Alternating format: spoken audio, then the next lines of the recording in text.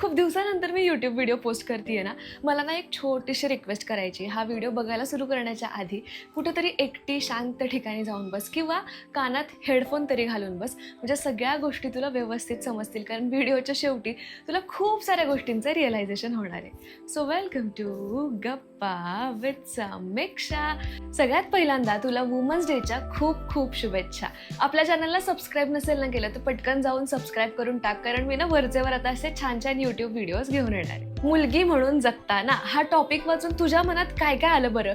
मला माहिती आहे सगळे निगेटिव्ह विचार आलेले असणार आहेत की मुलगी म्हणून जगताना अजिबात मनासारखं जगता येत नाही, आयुष्यभर ॲडजस्ट करावं लागतं, खूप स्ट्रगल करावं लागतं. हो ना, म्हणजे मुलगी या शब्दाभोवतीच तुझी सगळी निगेटिव्हिटी येते. असं का बरं? खरं सांग मला, निगेटिव्ह विचार आले ना तुझ्या मनात, तू सुद्धा फिजिकली, मेंटली, इमोशनली जर स्ट्रगल करत असशील ना, तर मग तू स्टुडंट असशील, जॉब करत असशील, बिझनेस करत असशील किंवा हाऊसवाईफ असशील, तू काहीही करत असशील, यात चुकी ना तुझीच आहे. कारण मुलगी म्हणून ना तू स्वतःवरती उगाचच बंधनं लावून घेतलीत की ज्याची काही गरज पण नाहीये. समाज आहे तुझ्यावरती बंधनं घालायला, मग तू स्वतःवरती कशाला बंधनं घालून घेतेस? नाही समजत ना मी काय म्हणते? सांगते. अगं बघ ना, किती सहज आणि सोपं गणित आहे. समाजानं लहानपणापासून मुलींवरती ना काही बंधनं घातली आहेत आणि त्यांची ना एक नियमावली आहे. ठीक आहे, त्यात काही नियम असतात की मुलीने असं वागलं पाहिजे, मुलीने तसं वागलं पाहिजे, आणि त्या नियमामध्ये तू बसलीस तर तू एक गुणी मुलगी बनतेस. ठीक आहे, आणि बरेचसे नियम ना फक्त मुलींसाठीच आहेत. मुलं बिचारी त्यातून सुटली आहेत आणि ती चांगली गोष्ट आहे. आणि जर तू त्या नियमावलीमध्ये बसलीस तर तू एक गुणी मुलगी आहेस, आणि जर नाही बसलीस, जर त्याच्या विरुद्ध वागलीस तर तू एक वाईट मुलगी आहेस असा शिक्का तुझ्यावरती बसतो. आणि त्या शिक्क्याला तू घाबरतेस की बाई माझ्यावरती असा शिक्का नाही बसला पाहिजे, मग असा शिक्का बसू नये याच्यासाठी तू आयुष्यभर ॲडजस्ट करत राहतेस.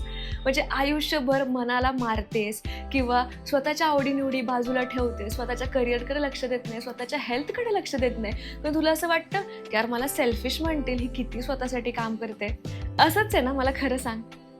हे सगळं होत असताना तुला मात्र कोणी शिकवतच नाही की बाई आयुष्यात नक्की ॲडजस्ट कुठं कुठं करायचं असतं आणि कुठं कुठं स्वतःसाठी आवाज उठवायचा असतो. हो ना, म्हणजे बऱ्याचशा मुलींना कळतच नाही की तू एक इंडिव्हिज्युअल आहेस आणि तुला आयुष्यात तुझे सुद्धा काही नियम असावेत. तू नेहमी दुसऱ्यांसाठी झटण्यासाठी नाही बनली आहेस. तुझे स्वप्न असावीत, तुझ्या काही इच्छा असाव्यात, तुझे छंद असावेत, आणि त्यासाठी तू झटून काम करावेस. म्हणजे ना, मुलगी म्हणून मला काय वाटतं ना, ते मी माझे विचार या व्हिडिओमध्ये मांडणार आहे. पहिली गोष्ट लक्षात घे की या पृथ्वी तलावर तुझ्यासारखी फक्त तूच आहे. मग तुला कशाला स्वतःला इतरांशी कम्पेअर करत बसायचंय? हिचं आयुष्य असं आहे, माझं आयुष्य असं नाहीच आहे, हिचे केस असे आहेत, माझे केस असे आहेत. कशाला बाई कम्पेअर करायचं? तुला माहिती, कंपॅरिझन तुझ्यातली पॅशन मारून टाकतं, तुझा कॉन्फिडन्स मारून टाकतो, तुझ्या इच्छा, स्वप्न सगळं काही मारून टाकतं. तुला हे कळत नाही, पण जेव्हा तू स्वतःला इतरांशी कम्पेअर करत असतेस ना, तेव्हा नकळत कुठं ना कुठं हे घडत असतं. त्यामुळे लक्षात ठेव, स्वतःला अजिबात कधीच कोणाशी कम्पेअर करायचं नाहीये. दुसरी गोष्ट, अगं पोरी, स्वतःवरती प्रेम करायला शिक ग. किती दिवस तू इतरांवरतीच प्रेम करणार आहेस? म्हणजे स्वतःला आहे तसं ॲक्सेप्ट कर, स्वतःमधल्या इनसेक्युरिटीज ॲक्सेप्ट कर, स्वतःमधले वाईट चांगले गुण ॲक्सेप्ट कर. म्हणजे काय होईल ना, तू स्वतःवरती प्रेम करायला लागशीलच, पण आजूबाजूचे जे 4 लोक आहेत ना, त्यांना सुद्धा वाटेल की नाही, ही पोरगी काहीतरी वेगळी आहे आणि हिला जर आपण काही बोललो तर हिला काही खपणार नाहीये बाबा.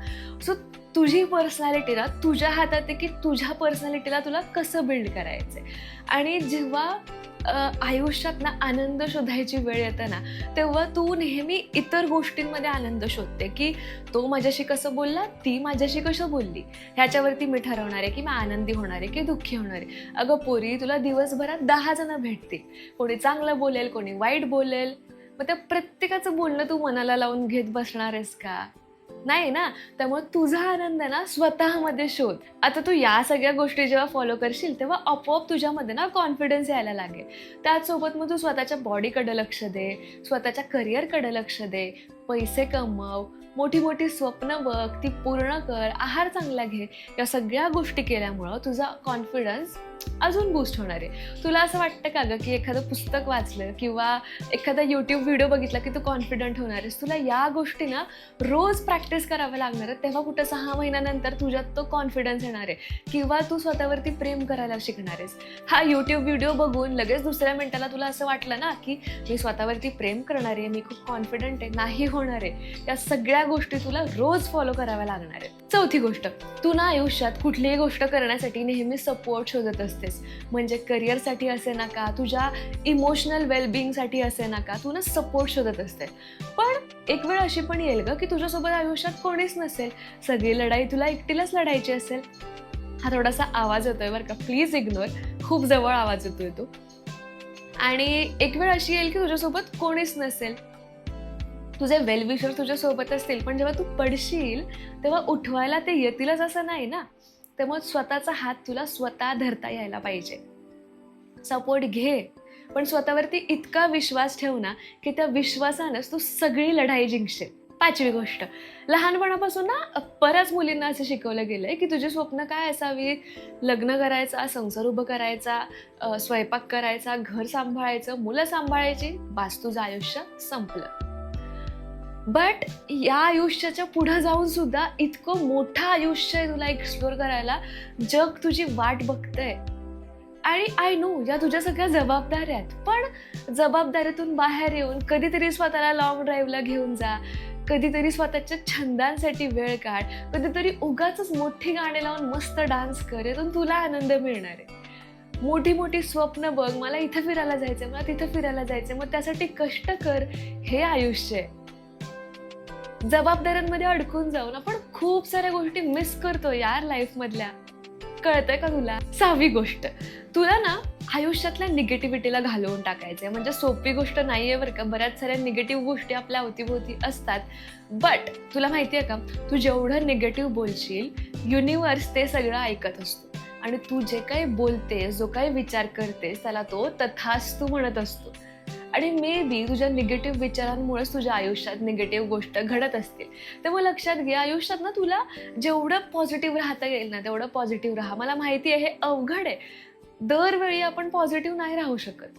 कधी कधी आपले ब्रेकडाऊन होतो, आपण इमोशनली तुटून जातो. रड बाई, त्यावेळी मन मोकळेपणाने रड, पण पुन्हा तीच स्ट्रॉंग पोरगी बनून ये. तिथे निगेटिव्ह विचार करायची गरज नाहीये. तुझ्या स्वतःवरती इतका विश्वास हवा ना की ये मेरी लाइफ है, मैं मेरे लाइफ की हीरोइन हूँ, कोई मेरा कुछ नहीं बिगाड़ सकता. हा कॉन्फिडन्स जेव्हा तुझ्यात येईल ना तेव्हा तू आयुष्यात खूप जास्त पॉझिटिव्ह राहशील. आणि जसं मी सांगितलं की तुला स्वतःत आनंद शोधता यायला पाहिजे. आता तो कसा शोधायचा किंवा पॉझिटिव्ह कसं राहायचं, तर मग तू स्किल डेव्हलप कर, की वाचन करत जा, एखादं छान बोलण्याचं स्किल डेव्हलप कर, किंवा शोध की तुझ्यामध्येच काय स्किल आहे आणि त्या स्किल्सवरती काम कर. यानं तू पॉझिटिव्ह पण राहशील. कारण जेव्हा तुझं मन रिकामं राहतं ना तेव्हा सतत निगेटिव्ह गोष्टी डोक्यात येत राहतात, आणि हे होऊ नये म्हणून तू मनाला कुठेतरी गुंतवत राहा नेहमी. सातवी गोष्ट, तुला ना थोडं इमोशनली स्ट्रॉंग व्हायची गरज आहे. आय नो आपण पोरी ना थोडा इमोशनल असतो, आपण छोट्या छोट्या गोष्टींचा खूप जास्त विचार करतो, खूप जास्त ओव्हरथिंक करतो. पण त्याच सोबत तुला ना मेंटली स्ट्रॉंग व्हायची खूप जास्त गरज आहे. आयुष्यात असे काही प्रसंग येतील की जिथं इमोशनल होऊन चालणारच नाहीये तुला, तिथं डोक्याने काम करावं लागणार आहे. मग जेव्हा तुला असं इमोशनल वाटतं ना तेव्हा तू तुझ्या एखाद्या आवडत्या व्यक्तीशी बोल, मैत्रिणीशी बोल, मित्राशी बोल, किंवा सरळ लिहून काढ की बाबा मला आज असं असं फील होतंय. ते कागद चुरगाळून त्याचा स्वाहा कर. आणि खरंच ही ट्रिक वर्क करते. तू जेवढं इमोशनली स्टेबल राहशील ना तेवढं तुझं आयुष्य सॉर्टेड राहील. असं नाहीये की तुला नेहमीच इमोशनली स्टेबल राहायचंय, तुला रडू आलं तरी तुला प्रिटेंड करायचंय की हाऊ स्ट्रॉंग आय ॲम.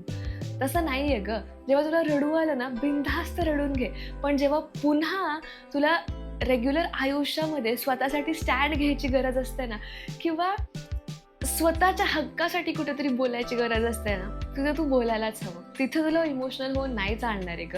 आठवी गोष्ट, तुला माहितीये तू एक गोष्ट, म्हणजे आपण सगळ्याच पोरी चुकतो की आपण ना आपल्या आयुष्यात आजूबाजूच्या लोकांना खूप जास्त इन्व्हॉल्व होऊ देतो, किंवा अगोदरच त्यांना सगळे अधिकार देतो आपल्याला बोलण्याचे. आणि इथं आपण चुकतो. आपण ना सुरुवातीपासूनच ना एक बाउंड्रीज सेट केला पाहिजे.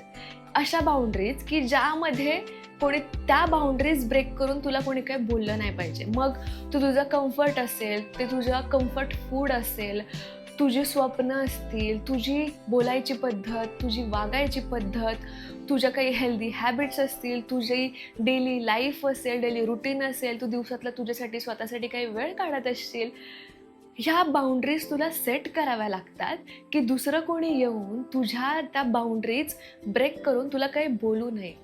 या बाउंड्रीज तुला सेट कराव्या लागणार आहेत किंवा तुझी सेल्फ वर्थ ठरते या बाउंड्रीजवरून की तू किती छान पद्धतीने त्या बाउंड्रीज सेट केल्या. आणि जेव्हा तू त्या बाउंड्रीज सेट करतेस ना, तेव्हा लोक घाबरतात तुझ्याशी बोलायला की हिला मी काही बोलले तर ही मात्र मला काही सोडणार नाही आहे, त्यामुळे तुझ्या वाईट म्हणजे तुला तुझ्या नादालाच कोणी लागत नाही. आणि हेच तर आपल्याला हवंय ना. 9वी गोष्ट, पोरी पैसे कमव. शिकलीस ना चांगली तू, आय नो तुला घर सांभाळायचंय, तुला तुझा संसार सांभाळायचा आहे, मुलं बाळा सांभाळायचे, बट त्याच सोबत स्किल्स वापरून तू जे शिकली आहेस त्याचा उपयोग करून पैसे कमव. कारण ह्या समाजात पैसे कमावणाऱ्या स्त्रीलाच जास्त मान मिळतो. आता ही ना एक खूप सॅड रियालिटी आहे. खरं तर असं नसावं, कारण आपले बघा ना, आई आजी त्यांनी त्यांच्या मुलांना किती छान घडवलं, त्यामुळंच ते आता आयुष्यात इतके छान काम करतायत. आणि एका कुटुंबाला घडवणं, एका कुटुंबाला एकत्र ठेवणं, त्यांच्यावरती संस्कार करणं ही सुद्धा खूप मोठी जबाबदारी आहे. पण नाईलाजानं मला हे बोलावं लागलं की पैसे कमावणाऱ्या स्त्रीलाच फक्त या समाजात खूप जास्त मान आहे. आणि ही रियालिटी आपण नाही धुडकारून लावू शकत. त्यामुळं पैसे कमव, किमान स्वतःचे खर्च भागवशील, तू स्वतःसाठी खर्च करू शकशील इतके तरी पैसे कमव. 10वी गोष्ट, यात येतं तुझं लग्न किंवा जेव्हा तू कोणाच्या प्रेमात पडतेस किंवा जेव्हा तू लग्नासाठी तयार होत असतेस, ही ना तुझ्या आयुष्यातली खूप मोठी गोष्ट आहे. म्हणजे जो कोणी तुझा पार्टनर बनणार आहे तो तुझ्यासोबत आयुष्यभर असणार आहे, तुझी लाईफ शेअर करणार आहे तू त्याच्यासोबत. त्यामुळं पार्टनर निवडताना खूप काळजीपूर्वक निवड, कारण जर तू चुकीचा निवडलास ना तर तुझी अख्खी लाईफ स्पॉईल होणार आहे. आता तू परत मला कमेंट करून विचारशील की यार चांगला पार्टनर कसा निवडायचा किंवा अरेंज मॅरेज होतात, मग त्यावेळी आपण कसं सगळं टॅकल करायचं.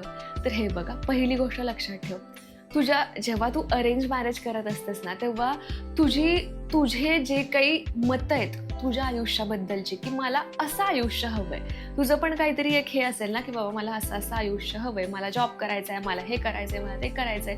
इतकं फ्रँकली बोल ना तू त्या मुलासोबत की त्याला पण कळू दे की तू कशा पद्धतीची मुलगी आहेस. तू काय करतेस ना, आधीच अशी ऑकवर्ड होऊन जातेस सगळ्या गोष्टी शेअर करायला आणि मग पुढे जाऊन तुला तेच सहन करावं लागतं. In case of love marriage किंवा जेव्हा तू प्रेमात पडतेस त्यावेळी तुझ्याकडे चॉईस असतो बरं का, कारण तू निवडलेला असतंस. तर मग त्यावेळी सुद्धा तो जो पार्टनर आहे तो लाईफ टाईम तुझ्यासोबत छान राहू शकेल का, तुमच्यामध्ये कुठले वाद नाहीत ना होणार, तुम्ही इमोशनली कम्पॅटेबल आहात का, तुमचे विचार जुळतायत का, किंवा तुमचे काही पुढच्या आयुष्यातले गोल्स आहेत ते मॅच होत आहेत का, हे तुला बघणं गरजेचं आहे. मला ना बरेच जणांचे असे मेसेजेस येत असतात की लाईक मी पास्टला कसं विसरू किंवा हा मला असं म्हणतो, हा मला इग्नोरच करतो, किंवा नाही आहे बाई हा माझा पार्टनर चांगला नाही आहे, असे इतके मेसेजेस येत असतात ना. एका पर्टिक्युलर टाईमपर्यंत तू थोडंसं ॲडजस्ट करून घेऊ शकतेस, बट एक टाईम असा येतो की जेव्हा तुझी स्वतःची व्हॅल्यू स्वतःच्या नजरेत घसरते त्या व्यक्तीमुळं काही कारण नसताना, तिथंच योग्य वेळ आहे की थांब, त्या व्यक्तीला आयुष्यातून बाजूला काढ, म्हणाव राम राम, मला आज माझं आयुष्य छान पद्धतीने जगायचंय, मला जगू देत. इतक्या छोट्या छोट्या गोष्टी मॅटर करतात ना तुझ्या आनंदासाठी. म्हणजे ही जी एक गोष्ट आहे ना लाईफ पार्टनरची, डोळे, नाक, तोंड, कान सगळं काही ओपन ठेवून तो लाईफ पार्टनर निवड, कारण ते जर चुकलं ना तर बाई तुझं आयुष्य खराब होऊन जाईल. आता मला ज्या बोलायच्यात ना त्या मी सगळ्या गोष्टी बोलली आहे. मी ना इंस्टाग्रामवरती माझ्या चॅनलवरती विचारलं होतं की तुम्हाला व्हिडिओमध्ये काय काय तुम्हाला ऐकायला आवडेल, तर बरेच जणांनी त्याला रिप्लाय केला होता. यातून तुम्हाला त्याची उत्तरं मिळाली पण असतील, कारण सगळी उत्तरं तुमची जी आहेत ना, तुम्ही आयुष्यात जे काही प्रॉब्लेम फेस करताय किंवा बिझनेस कसा करायचा, जॉब कसा मिळवायचा, कॉन्फिडंट कसं व्हायचं किंवा आनंदी कसं राहायचं, त्या सगळ्याची उत्तरं मी या व्हिडिओमध्ये देण्याचा प्रयत्न केला आहे. आणि मला असं वाटतं की आयुष्यात प्रत्येक पोरीनं तिचं एक असं स्थान मिळवावं की तुला कोणी ग्रांटेड नाही घेतलं पाहिजे की ही आहे, ही करेल. तुला कोणी ग्रांटेड नाही घेतलं पाहिजे. जेवढा वेळ तू दुसऱ्यांसाठी देतेस तेवढा वेळ तू स्वतःसाठी सुद्धा दिला पाहिजेस. आणि आयुष्याची डेफिनेशन आपण म्हणजे बरेच जण चुकीची करतात की फक्त काम काम काम, दुसऱ्यांसाठी झटणं किंवा आपण आजारी असताना सुद्धा दुसऱ्यांसाठी पळत जाणं. नाही आहे यार, कोणी तुम्हाला इतकं हे नाही करणार आहे. You have to work for yourself. आनंद शोध, छान आयुष्य जग. आणि काय वाटलं तर इथं कमेंट कर किंवा इंस्टाग्रामला कमेंट कर. मी इंस्टाग्रामचं माझं पेजसुद्धा खाली मेन्शन करते. आपण गप्पा मारत जाऊया. आणि शेवटी सांगायचं आहे, तत्वे हर्बलच्या स्किन केअरने माझं स्किन केअर केलं आहे. हिबिस्कस हेअर पोशन लावून केस सेट केलेत. तत्वे हर्बल ना मी लॉन्च का केलं माहिती की माझ्यात एक कॉन्फिडन्स यावा म्हणून. माझ्या स्किनना पूर्ण खूप जास्त डॅमेज झाली होती आणि मी तिला आत्ता खूप छान पद्धतीनं रिपेअर केलं. सो तत्वे हर्बल इज माय ब्रँड. आणि मी समीक्षा, मला खूप जास्त बोलायला आवडतं म्हणून मग मी यूट्यूब चॅनल सुरू केलं आहे. आणि होप सो तुम्हाला माझ्या गप्पा आवडत असतील. तुम्हाला हा व्हिडिओ कसा वाटला कमेंट करून नक्की सांगा. आणि या सगळ्या गोष्टी आयुष्यात फॉलो करायला विसरू नका. बाय.